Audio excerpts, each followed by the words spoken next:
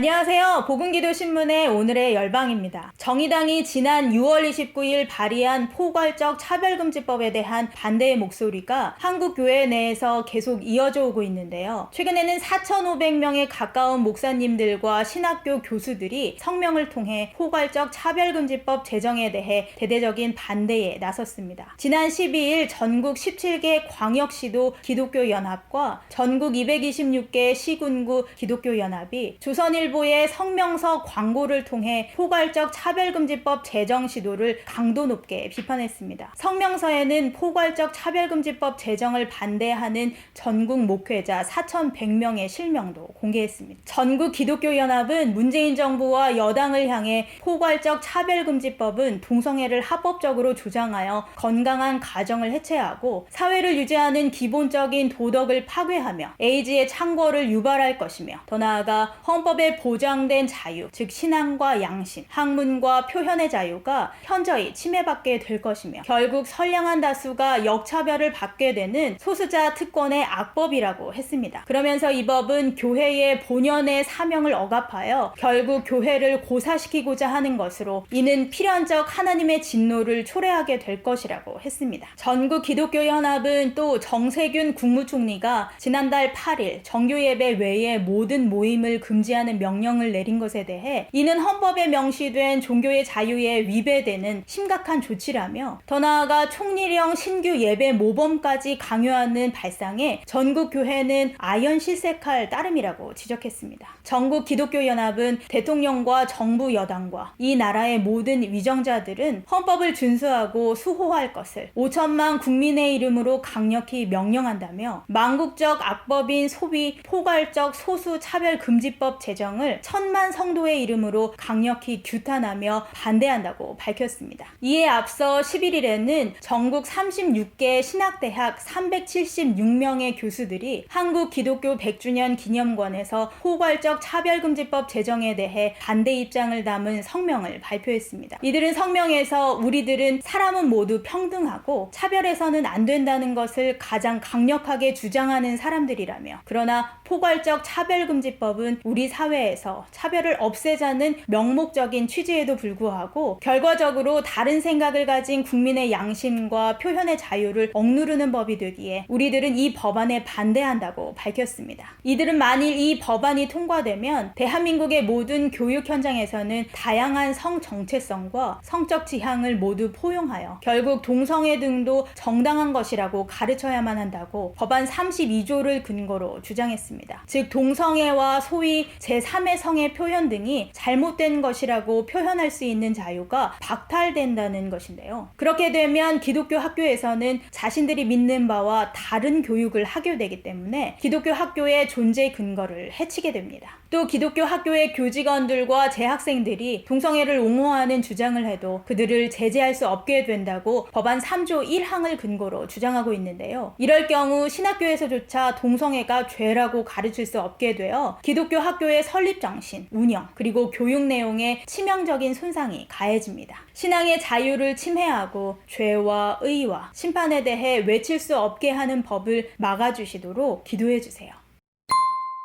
자유민주주의 시장 경제체제를 수호하는 미국에서 주요 언론과 기업들이 마르크스 이론을 교육하는 중국 대학과 협력하면서 마르크스주의에 경도된 다음 세대를 키우고 있는 것으로 드러났습니다. CNN, 뉴욕타임스, 파이낸셜 타임스, 비즈니스 위크, 워싱턴 포스트, 로이터, 블룸버그 등 미국의 주류 언론 매체들이 마르크스 이론을 저널리즘에 적용하기 위한 목적으로 설립된 중국의 교육기관인 글로벌 비즈니스 저널리즘 스쿨과 협력해 왔다고 미국 보수 매체 내셔널 펄스가 최근 보도했습니다. 이 언론들은 글로벌 비즈니스 저널리즘 과정의 인력과 장비, 인턴십을 제공해왔습니다. 또한 미국은행인 뱅크 오브 아메리카, 컨설팅 업체 딜로이트, 자선기금단체 나이트 재단 등의 대기업들은 스쿨에 자금을 댔습니다. 칭화대 언론학과 류빈재 학과장은 글로벌 비즈니스 저널리즘 스쿨 홈페이지 인사말에서 스쿨 운영 방침에 대해 정치적 방향성을 확고히 하고 마르크스주의 저널리즘의 교육체계를 적극적으로 모색해 학생들이 마르크스주의 관점과 방법으로 사건을 관찰하고 처리할 수 있게 육성하는 것이라고 밝히고 있습니다. 있습니다. 이것은 이 학교가 중국 공산당이 언론사에 맡긴 임무를 완수하기 위해 운영된다는 의미인데요. 이런 공산당에 적합한 미디어 전문가 양성 과정의 강사진에 미국 주류 언론의 기자 및 언론인이 참여하고 있다는 것입니다. 스쿨에서 배출한 인력은 CCTV, 신화통신, 중국일보사, 인민일보 등 중국 공산당 매체뿐만 아니라 블룸버그 통신 등 서방 언론에 진출한 것으로 알려졌습니다. 그동안 미국 주류 언론이 좌익 사상에 경도되어 있어 미국 사회를 혼란에 빠뜨리고 있다는 주장이 미국 학자 및 언론 전문가들에 의해 줄기차게 제기되어 왔습니다. 이번 내셔널 펄스의 보도는 미국 주류 언론의 좌경화를 단적으로 입증할 수 있는 사례로 여겨집니다. 또 내셔널 펄스는 지난 6월에도 중국 공산당의 자금 지원을 받는 영어방송 중국 국제TV에 CNN 출신의 5년에서 15년 이상의 경력을 가진 기자들이 근무하는 것으로 확인됐다고 보도한 바 있습니다. 이 매체는 이들이 트럼프와 미국 정부를 비판하면서 중국 공산 정권을 옹호하는 내용을 다소 보도했다고 덧붙였습니다.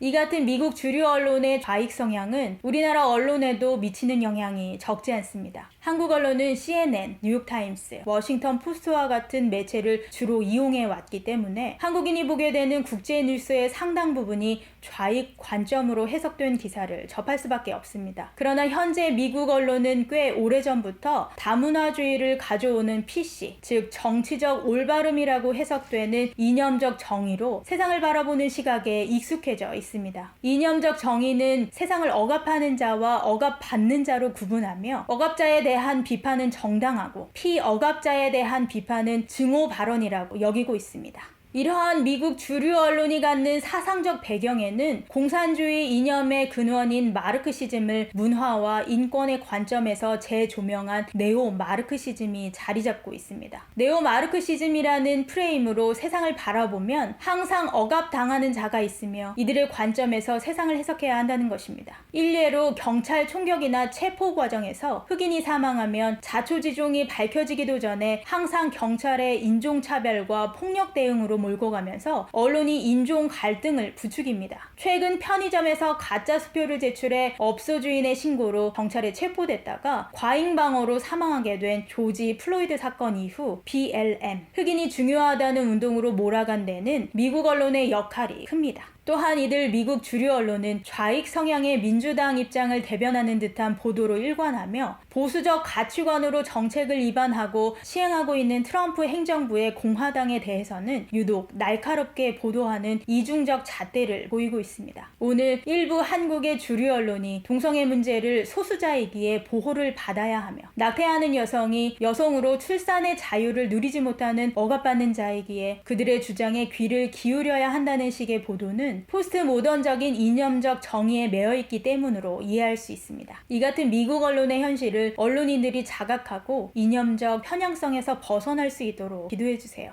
또한 이들의 보도를 주로 신문과 방송을 통해 전달하는 국내 언론 매체 역시 출처의 다양화로 편향된 관점의 분석에서 벗어나고 성경적 관점으로 회복될 수 있도록 기도해주세요. 이상 복음기도신문의 오늘의 열방이었습니다. 감사합니다.